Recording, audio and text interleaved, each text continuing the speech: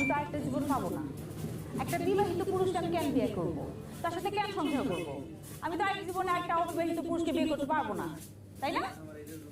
কোথায় যুক্তি আছে? কিন্তু বিবাহিত পুরুষ তো অভিজ্ঞ, বিবাহ করছে, বিবাহের ব্যাপার তার অভিজ্ঞ আছে। সব জায়গায় তো মানুষ অভিজ্ঞ লোককেই করছে। যাই হোক, শোনো, আচ্ছা, আসবে না। কথা বলতে হলে তো কাছে আসছি। তুমি তোমার অ্যাচিভমেন্টটা দেখতে পাই, আমার বিয়ে করে কি পাইতেছো এটা তুমি দেখতে পাবো না, যে কারণে তুমি আগে 200 বিঘা জমি মালিক, 100 বিঘা তোমার বিয়ে।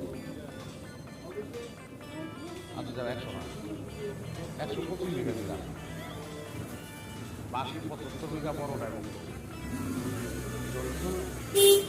এটা কিন্তু বাস্তবতা। আসতে পারলাম, সময় এটাই তোমার ভালো লাগে।